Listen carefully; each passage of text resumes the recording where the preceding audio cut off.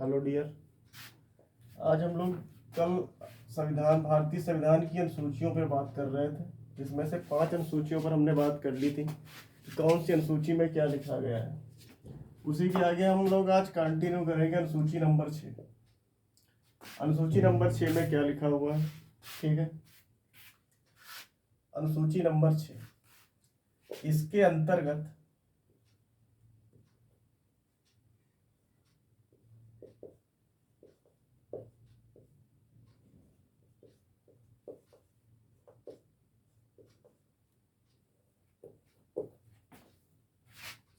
आज हम लोग बात करने जा रहे हैं अनुसूची नंबर 6 की।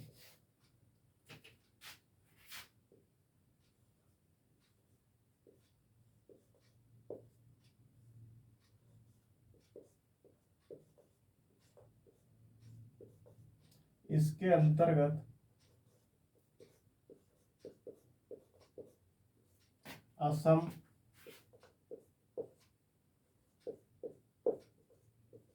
मेघालय,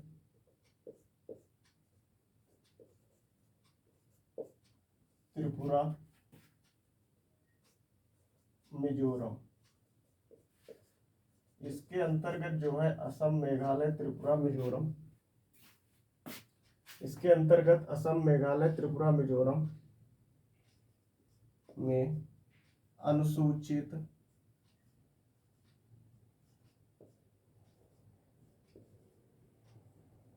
क्षेत्रों के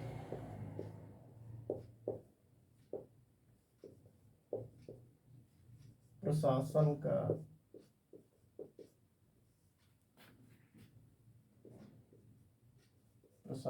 का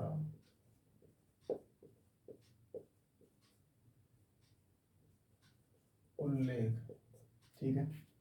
अनुसूची नंबर 5 जो हमने कल बताई थी, उसमें भी अनुसूचित क्षेत्रों के प्रशासन का ही उल्लेख है, लेकिन इसमें जो है स्पेशली असम, मेघालय, त्रिपुरा, मिजोरम में जो अनुसूचित क्षेत्र है उनके प्रशासन का उल्लेख, ठीक है।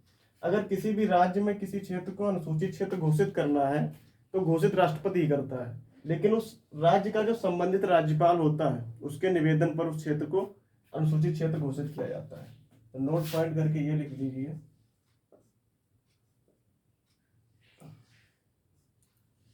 किसी भी राज्य में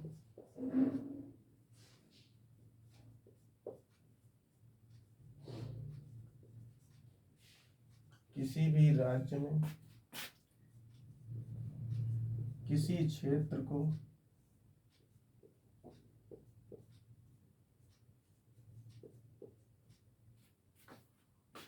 अनुसूचित क्षेत्र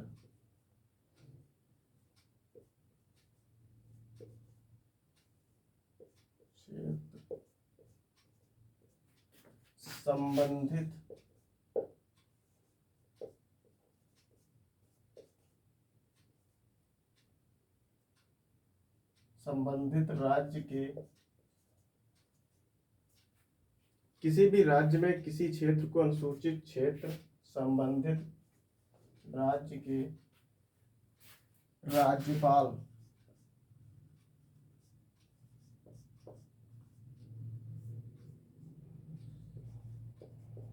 के निवेदन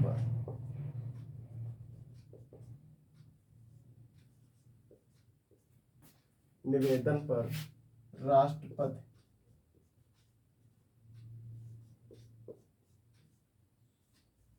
घोषित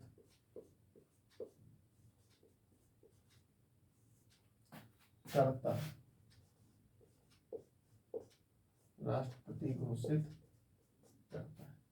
अगर किसी भी राज्य में कोई ऐसा क्षेत्र है जिसको अनुसूचित क्षेत्र घोषित करना है, तो उस राज्य का जो संबंधित राज्यपाल होता है उसके निवेदन के आधार पर राष्ट्रपति घोषित करता है। ऐसा नहीं है कि राज्यपाल राज्यपाल अगर किसी भी राज्य का राज्यपाल अपने आप जो है उस क्षेत्र को अनुसूचित क्षेत्र घोषित करेगा। घोषित राष्ट्रपति करता है, लेकिन राज्यपाल के निवेदन के आधार पर, ठीक है। ये आ गया अनुसूची नंबर 6 में। अब हम लोग बात करने जा रहे हैं अनुसूची नंबर 7। अनुसूची नंबर 7 में क्या लिखा गया है, इसके अंतर्गत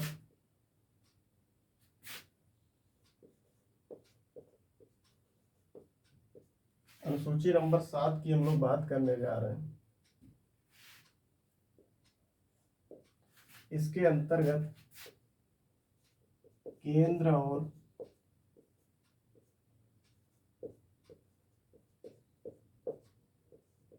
राज्यों के बीच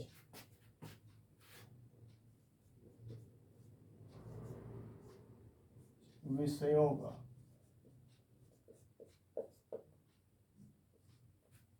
इसके अंतर्गत केंद्र और राज्यों के बीच विषयों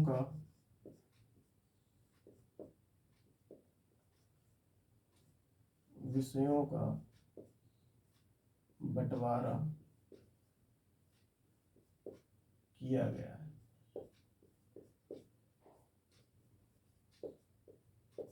ठीक है। अनुसूची नंबर 7 में यह कहा गया है कि केंद्र और राज्यों के बीच विषयों का बंटवारा किया गया है। संघ सूची,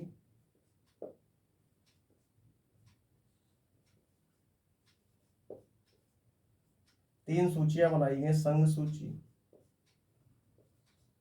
राज्य सूची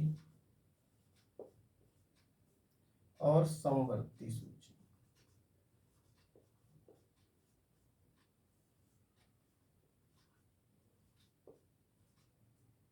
ठीक है।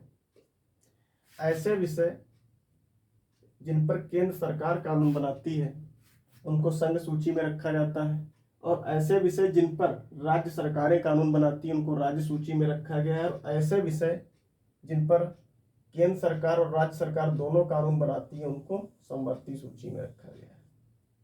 ठीक है। ये लिखा गया अनुसूची नंबर 7 में। अनुसूची नंबर 8 की बात करते हैं हम लोग। अनुसूची नंबर 8, अनुसूची नंबर 8 में क्या कहा गया है? इसके अंतर्गत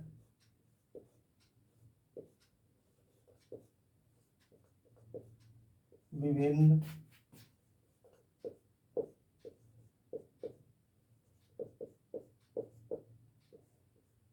भाषाओं को मान्यता दी गई है।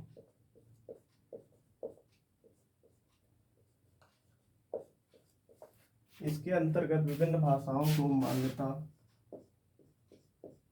दी गई है। ठीक है। इसके अंतर्गत किया यह गया है कि विभिन्न भाषाओं को मान्यता दी गई है। मूल संविधान में जो भाषाएं थी वो 14 भाषाएं थी। ठीक है। मूल संविधान में भाषाओं की संख्या जो थी वो 14 भाषाएं थी। मूल संविधान में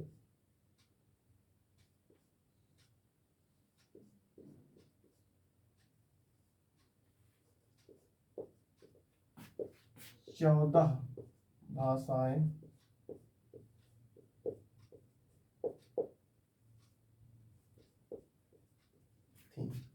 मूल संविधान में जो भाषाओं की संख्या थी वो 14 थी। ठीक है। मूल संविधान में जो भाषाओं की संख्या थी वो 14 भाषाएं थी, लेकिन वर्तमान में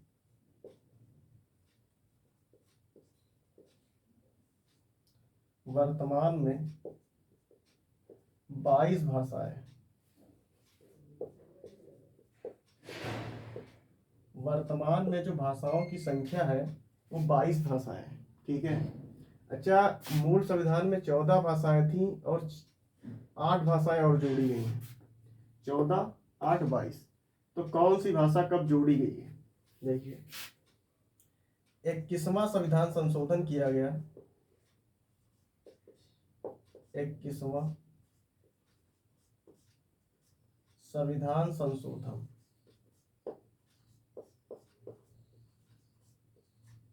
21वां संविधान संशोधन 1967 में किया गया।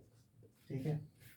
हुआ क्या कि अनुसूची नंबर 8 जो है इसमें विभिन्न भाषाओं को मान्यता दी गई है। मूल संविधान में जो भाषाओं की संख्या थी वो 14 भाषाएं थी, और वर्तमान में जो भाषा है वो 22 भाषाएं। 21वां संविधान संशोधन 1967 में किया गया, 1967 में 21वां संविधान संशोधन जो किया गया 1967 में किया गया। ठीक है, 21वां संविधान संशोधन 1967 में किया गया और सिंधी जोड़ी गई। ठीक है, सिंधी जोड़ी गई। अब टोटल भाषाएं कितनी हो गई? 15। 14 भाषाएं थी, सिंधी जोड़ी गई। 21वां संविधान संशोधन 1967 में किया गया, सिंधी जोड़ी गई, टोटल 15 भाषाएं हो गई। ठीक है, अब हो गई 15 भाषाएं। ठीक है, अब क्या हुआ कि 71वां संविधान संशोधन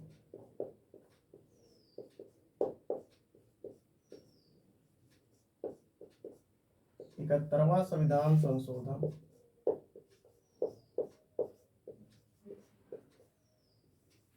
1992 में किया गया।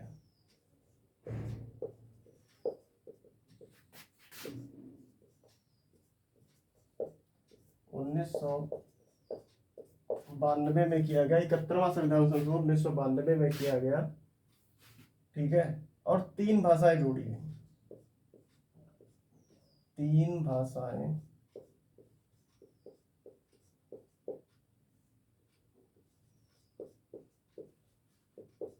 जोड़ी गई। कौन कौन सी 3 भाषाएं जोड़ी गई? एक तो जोड़ी गई नेपाली, मणिपुरी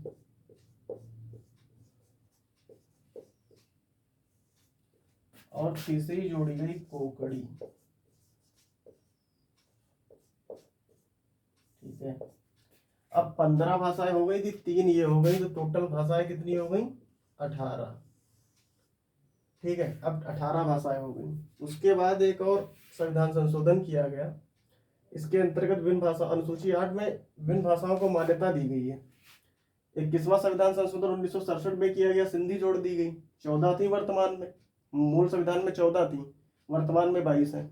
21वां संविधान संशोधन 1967 में किया गया और सिंधी जोड़ी गई, तो 14 और 1 15 हो गई। उसके बाद 3 भाषाएं ये जोड़ी गई 71वां संविधान संशोधन 1992 के तहत, तो 18 हो गई, 15 और 3 18 भाषाएं हो गई। एक और संविधान संशोधन किया गया,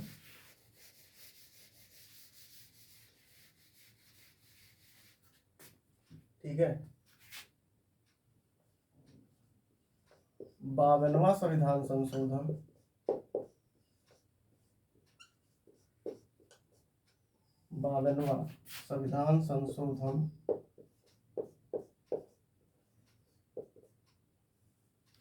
2004 में किया गया।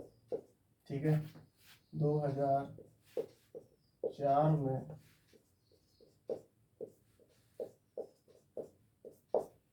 में किया गया और 4 नई भाषाएं जोड़ी गई। बोडो,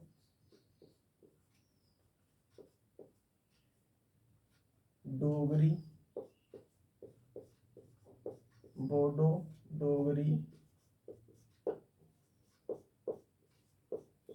सांथाली और चौथी भाषा जोड़ी गई मैथिली। ठीक है, अब 18 भाषाएं हो गई थी, 4 ये भाषाएं जोड़ दी गई, तो 18 और 4 टोटल 22 भाषाएं हो गई। तो मूल संविधान में 14 भाषाएं थी, वर्तमान में 22 भाषाएं। ठीक है, अब हम लोग बात करते हैं अनुसूची नंबर 9 की। अनुसूची नंबर 9 की बात करते हैं। ये अनुसूची नंबर 9 में क्या था? अनुसूची नंबर 9 में क्या है? पहला संविधान संशोधन किया गया 1951 में। ठीक है, अनुसूची नंबर 9 पहला संविधान संशोधन 1951 में किया गया, इसके तहत नवी अनुसूची जोड़ी गई। ठीक है, इसके अंतर्गत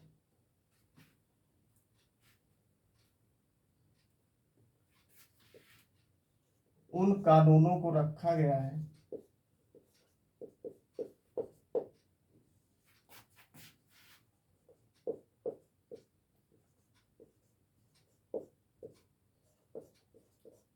इसके अंतर्गत उन कानूनों को रखा गया है जिन्हें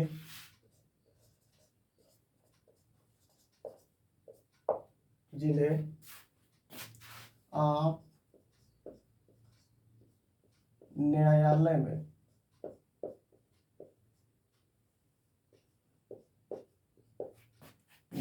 में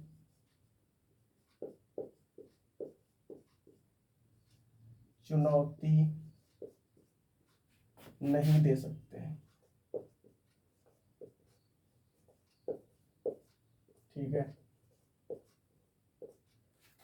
नवीं अनुसूची में यह कहा गया है कि इसके अंतर्गत उन कानूनों को रखा गया है जिन्हें आप न्यायपालिका में चुनौती नहीं दे सकते हैं। यहाँ पे न्यायालय की जगह न्यायपालिका लिख लो। न्यायपालिका, जिन्हें आप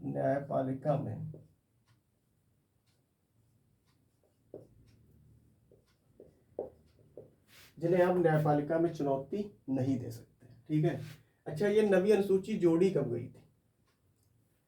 पहला संविधान संशोधन किया गया था, पहला संविधान संशोधन 1951 में किया गया। पहला संविधान संशोधन किया गया 1951 में, और ये नवी अनुसूची जोड़ी गई। ठीक है। इसके अंतर्गत उन कानूनों को रखा गया है जिन्हें आप न्यायपालिका में चुनौती नहीं दे सकते हैं। एक मामला हुआ था, आपको बता दें,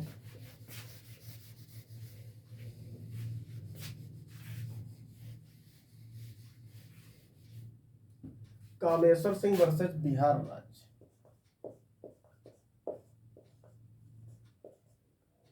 कामेश्वर सिंह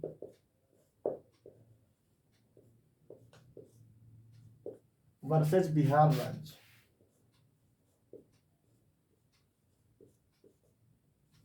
कामेश्वर सिंह वर्सेस बिहार राज्य का एक मामला हुआ था। इसमें पटना हाई कोर्ट ने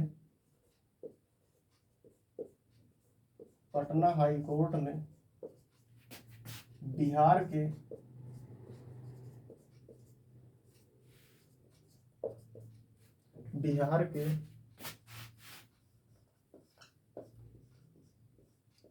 भूमि सुधार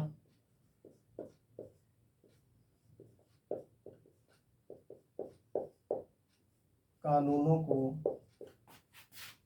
रद्द कर दिया था।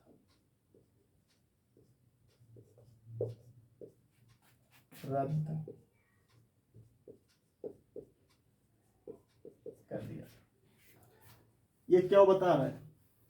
एक कामेश्वर सिंह वर्सेस बिहार राज्य में एक मामला हुआ था जिसमें पटना हाईकोर्ट ने बिहार के जो भूमि सुधार कानून थे उनको रद्द कर दिया था।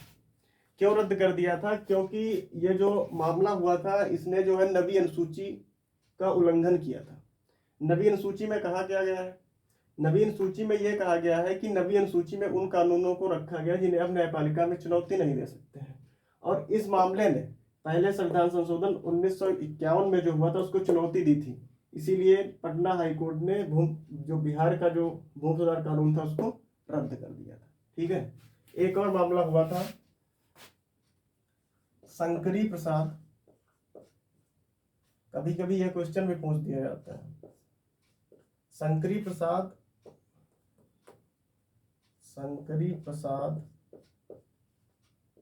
वर्सेज भारत संघ।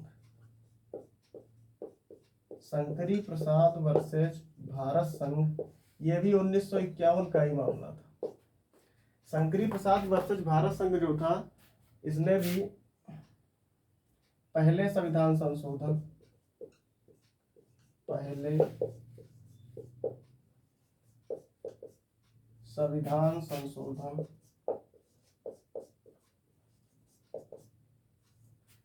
ये जो मामला था, ये पहला कामेश्वर सिंह वर्सेज बिहार राज्य, दूसरा ये शंकरी प्रसाद वर्सेज भारत संघ।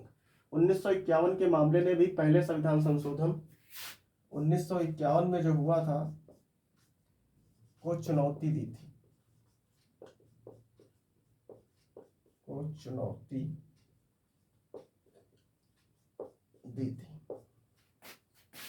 जिसे खारिज कर दिया गया था।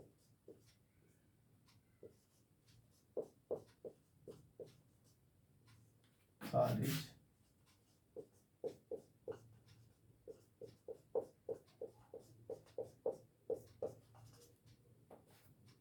कर दिया गया। ठीक है, ये दो मामले हुए थे नवी अनुसूची से संबंधित, क्योंकि जब नवी अनुसूची में उन कानूनों को ही रखा गया है जिन्हें आप न्यायपालिका में चुनौती नहीं दे सकते। ये उसमें लिखा गया है कि नवी अनुसूची में उन कानूनों को रखा जाएगा जिन्हें आप न्यायपालिका में चुनौती नहीं दे सकते। तो ये कामेश्वर सिंह वर्सेस बिहार राज्य का जो मामला था, इसने नवी अनुसूची को चुनौती दी थी, इसीलिए पटना हाईकोर्ट ने बिहार के भूमि सुधार कानूनों को रद्द कर दिया था, क्योंकि इसी से संबंधित ये मामला था। और ये शंकरी प्रसाद वर्सेस भारत संघ जो था, इसने भी पहले संविधान संशोधन 1951 को चुनौती दी थी, जिसको इसे भी खारिज कर दिया गया था। ठीक है, लेकिन एक मामला और हुआ था 24 अप्रैल 1973 को, केशवानंद भारती बनाम केरल राज्य। तीसरा मैटर ये और हुआ था, केशवानंद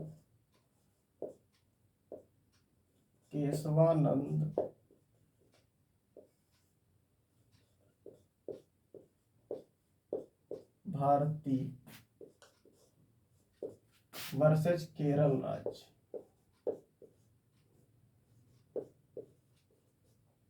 ठीक है, ये 1973 का मामला है। ठीक है, तो केशवानंद जो थे ये केरल के बहुत बड़े जमींदार थे। ठीक है, इनका ये मामला है, केशवानंद भारती बनाम केरल राज्य। इसमें हुआ क्या, एक्चुअली जब पहला संविधान संशोधन 1951 में हुआ, तब ये कहा गया कि नवी अनुसूची में जो कानून है, नवी अनुसूची में उन कानूनों को रखा, मतलब जिन कानूनों को रखा गया है, उन्हें आप न्यायपालिका में चुनौती नहीं दे सकते। लेकिन जब केशवानंद भारती बनाम केरल राज्य का मामला हुआ, तब इसमें जब न्यायपालिका ने जब फैसला सुनाया, ठीक है, उसमें हुआ क्या कि केशवानंद भारत, इसमें क्वेश्चन पूछा जाता है बहुत ही बढ़िया कि भारतीय संविधान की अगर अब तक की कोई सबसे बड़ी संविधान पीठ बनी थी, ठीक है, तो वो केशवानंद भारती बनाम केरल राज्य में ही बनी थी। इसमें जो फैसला सुनाया गया था, इसमें टोटल 13 न्यायाधीश थे, टोटल 13 न्यायाधीश थे। संविधान पीठ ये अब तक की सबसे बड़ी बनी है। टोटल जो थे ये 13 न्यायाधीश थे। ठीक है, इसमें 7-6 से फैसला सुनाया गया था। ठीक है, टोटल 13 न्यायाधीश थे, उसमें 7-6 से फैसला सुनाया गया था। और इस संविधान पीठ के जो अध्यक्ष थे, ये जो केशवानंद भारती बनाम केरल राज्य, बहुत पूछा जाता क्वेश्चन है यहाँ से। इस संविधान पीठ के जो अध्यक्ष बने थे, वो बने थे SM सीकरी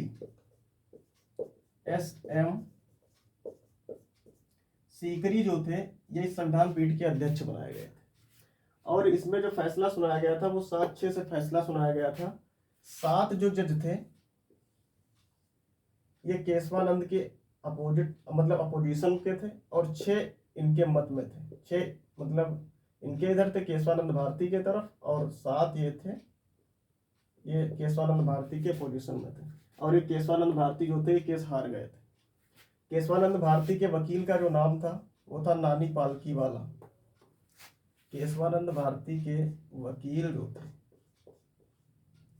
वकील जो थे उनका नाम था नानी पालकीवाला। ठीक है, ये क्यों बता रहे हैं, क्योंकि देखो, जो पहला संविधान संशोधन 1951 में किया गया, उसके तहत ये कहा गया नवी अनुसूची में कि जो कानून नवी अनुसूची में रखे गए हैं, उन्हें हम न्यायपालिका में चुनौती नहीं दे सकते हैं।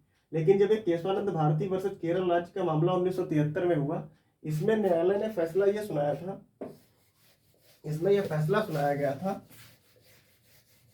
कि 24 अप्रैल 1973 के बाद ऐसा कोई भी कानून, 24 अप्रैल 1973 के बाद ऐसा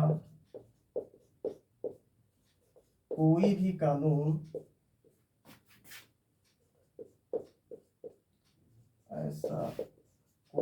कानून, जो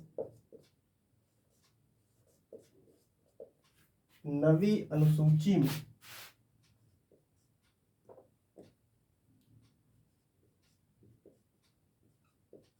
जो नवी अनुसूची में डाला जाएगा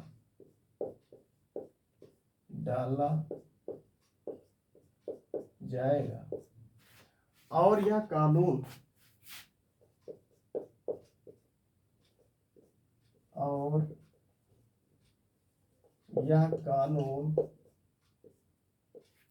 यदि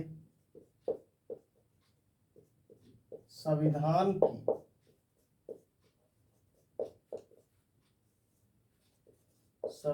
की और ये कानून 24 अप्रैल 1973 में जब केशवानंद भारती का जब मामला सामने आया तब उसमें ये फैसला सुनाया गया कि 24 अप्रैल 1973 के बाद ऐसा कोई भी कानून जो नवी अनुसूची में डाला जाएगा और यह कानून यदि संविधान की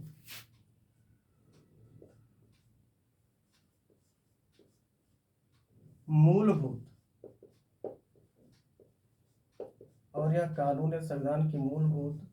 संरचना का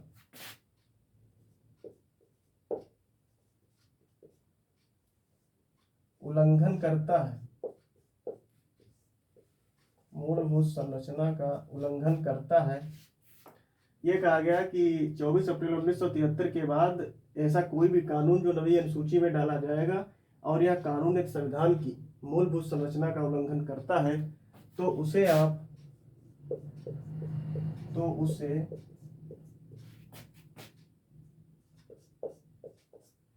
न्यायपालिका में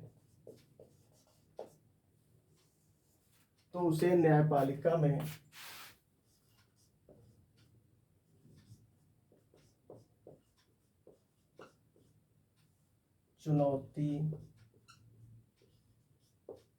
दी जा सकती है।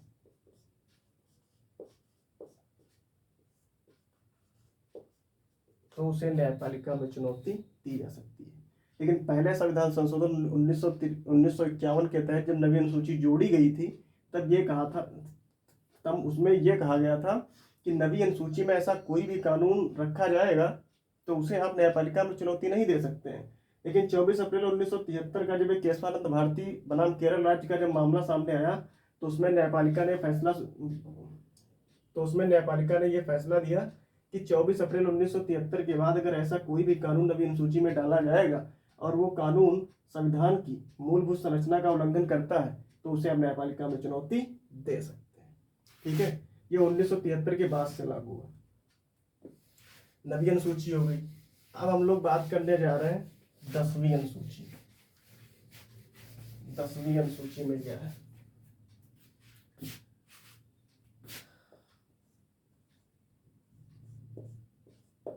10वीं अनुसूची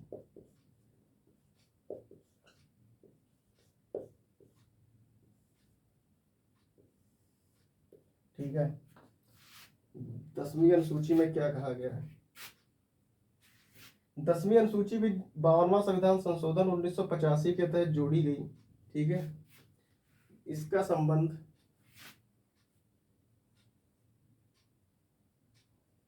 10वीं अनुसूची जो थी ये 52वां संविधान संशोधन 52वां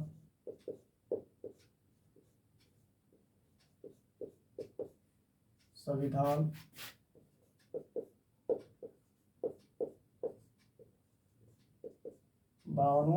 संशोधन 1985 के तहत 52वां संविधान संशोधन 1985 के तहत जोड़ी गई थी। ठीक है, ये 10वीं अनुसूची जो थी ये 52वां संविधान संशोधन 1985 के तहत जोड़ी गई। ठीक है, इसका संबंध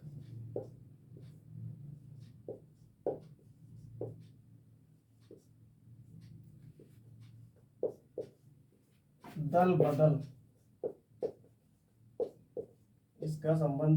संबंधी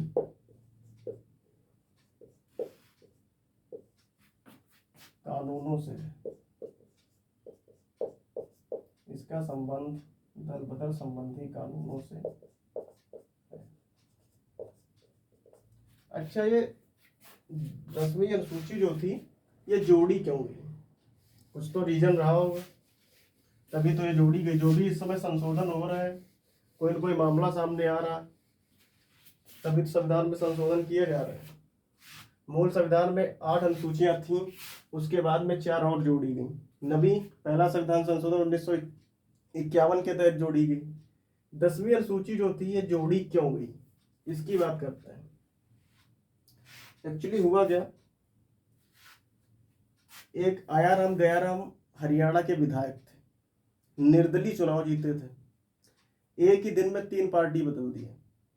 सुबह चाय किसी और के साथ पिए, दोपहर का खाना किसी और के साथ, और रात का खाना किसी और के साथ।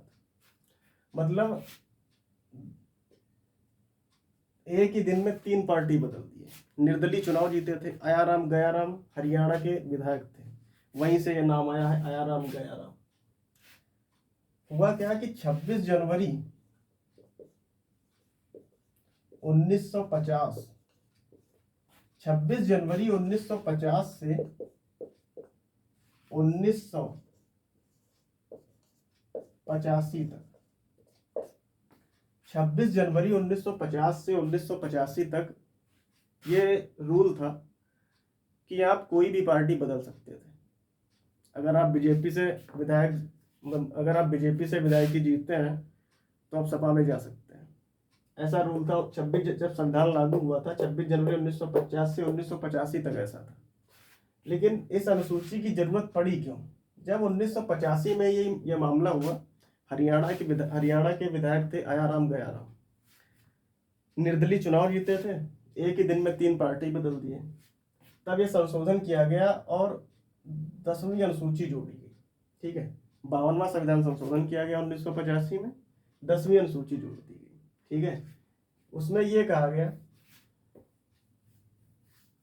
ठीक है, लेकिन जब संविधान लागू हुआ था तब से 1985 तक ये रूल था कि आप किसी भी पार्टी को बदल सकते हैं। ठीक है, लेकिन जब 52वां संविधान संशोधन 1985 में किया गया, 10वीं अनुसूची जोड़ी गई, तब ये कहा गया, 52वां संविधान संशोधन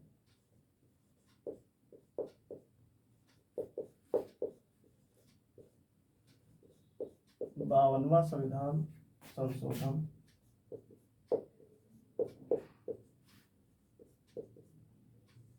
1985 में किया गया।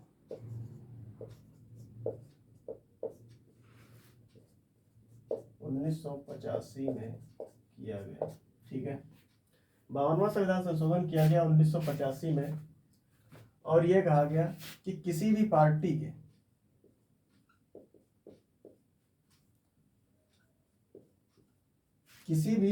के सांसद हो या विधायक हो, चाहे कोई भी पार्टी हो, उसके सांसद हो या विधायक हो, ठीक है,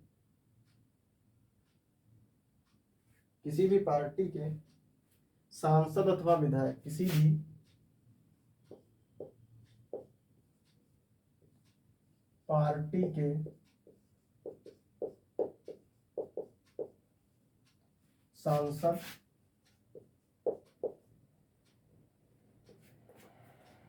पार्टी के सांसद और विधायक, किसी भी पार्टी के सांसद और विधायक, ठीक है, यह कहा गया कि किसी भी पार्टी के सांसद और विधायक 1/3 सदस्य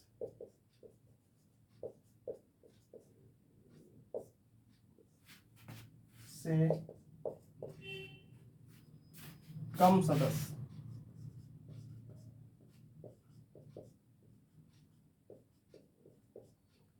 सदस्य यदि पार्टी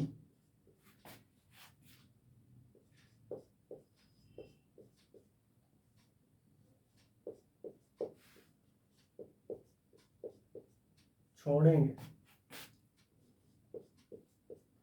तो उनकी सदस्यता समाप्त हो जाएगी। तो उनकी सदस्यता जो है समाप्त हो जाएगी। 52वां संविधान संशोधन किया गया 1985 में। ठीक है, 52वां संविधान संशोधन किया गया 1985 में और यह कहा गया कि किसी भी पार्टी के सांसद हो या विधायक हो, अगर 1/3 सदस्य से कम सदस्य पार्टी छोड़ेंगे तो उनकी सदस्यता ही समाप्त हो जाएगी। ऐसा चला 1985 से, ये जो संशोधन किया गया ये सारा रूल चला 1985 से चला और 2003 तक यही चला। ठीक है, 1985 से 2003 तक ये चला। उसके बाद क्या हुआ? ठीक है, ये 52वां संविधान संशोधन के तहत 2003 तक ये रूल चला। उसके बाद क्या हुआ? 51वां संविधान संशोधन किया गया। 51वां संविधान संशोधन किया गया।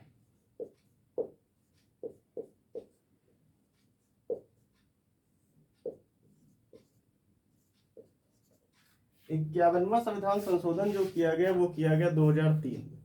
ठीक है, 51वां संविधान संशोधन कर दिया गया 2003 में। इसमें यह कहा गया,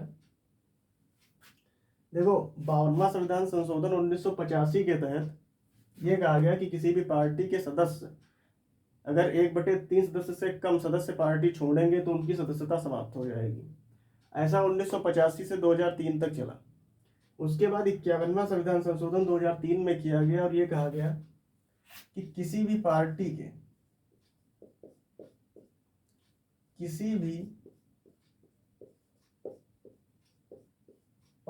के सांसद अथवा विधायक, सांसद हो या विधायक हो और कोई भी पार्टी, किसी भी पार्टी के सांसद या विधायक 2/3 सदस्य से कम पार्टी छोड़ेंगे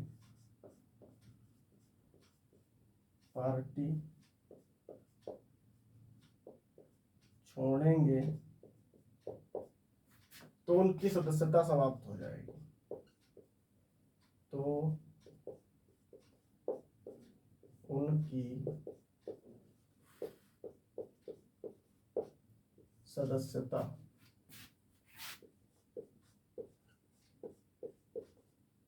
समाप्त हो जाएगी। और 2003 से अब तक यही रूल लागू है। 51वां संविधान संशोधन किया गया 2003 में, जिसके तहत यह कहा गया कि किसी भी पार्टी के सांसद और विधायक जो है, किसी भी पार्टी के सांसद हो या विधायक हो, 2/3 सदस्य से कम सदस्य अगर पार्टी छोड़ रहे हैं तो उनकी सदस्यता ही समाप्त हो जाएगी। ठीक है, यह लिखा गया अनुसूची नंबर 10, जिसमें दल बदल संबंधी कानून है। ठीक है, अनुसूची 10। अब हम लोग बात करेंगे अनुसूची नंबर 11। 11वीं अनुसूची में क्या लिखा गया है? 11वीं अनुसूची में क्या कहा गया है? इसके अंतर्गत सबसे पहले तो देख लो ये जोड़ी कब गई है। देखो 73वां संविधान संशोधन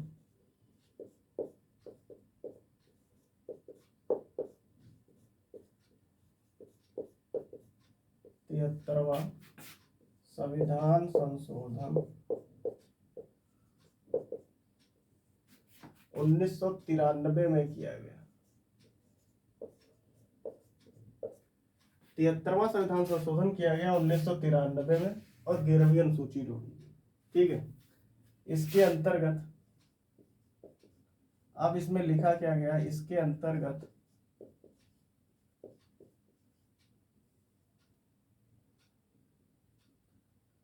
पंचायत राज संस्थाओं को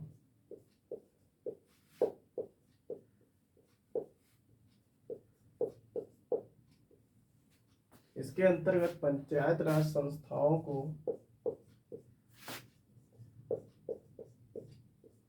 कार्य करने के लिए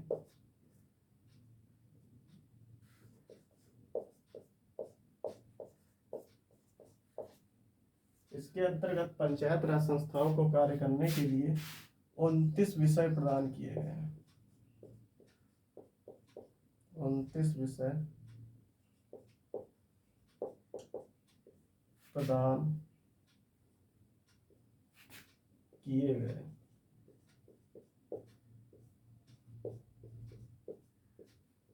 ठीक है, यह किया गया 73वां संविधान संशोधन 1993 में।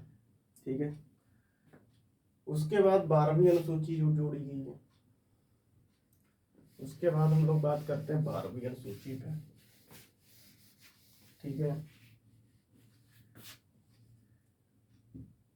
ये 12वीं अनुसूची 74वां संविधान संशोधन किया गया 1993 में और 12वीं अनुसूची जोड़ी गई। इसके अंतर्गत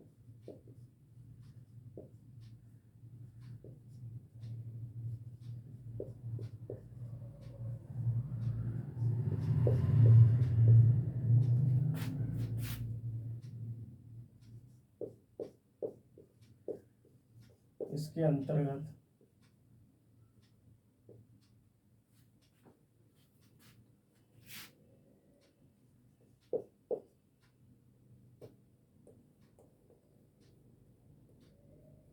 देखो, उसमें क्या किया गया, 73वां संविधान संशोधन के तहत जोड़ी गई थी 11वीं अनुसूची, 74वां संविधान संशोधन 1993 के तहत 12वीं जोड़ी गई। उसमें क्या था, इसके अंतर्गत नगर पंचायत मतलब पंचायत राज संस्थाएं को कार्य करने के लिए 29 विषय प्रदान किए गए। इसके अंतर्गत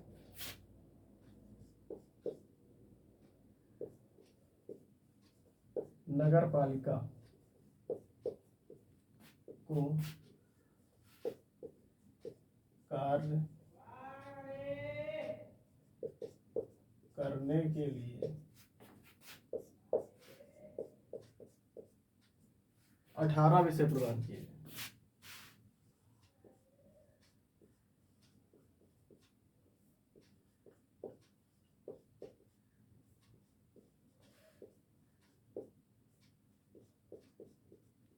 ठीक है, तो आज हमने बात कर ली 12वीं अनुसूची। 12 मतलब मूल संविधान में 8 अनुसूचियां थी और वर्तमान में जो है मूल संविधान में 8 अनुसूचियां थी, वर्तमान में 12 अनुसूचियां हैं। 12 अनुसूचियों पे हमने बात कर ली, कौन सी अनुसूची में क्या लिखा गया है, कौन सी अनुसूची कब जोड़ी गई है और कौन सी अनुसूची क्यों जोड़ी गई है।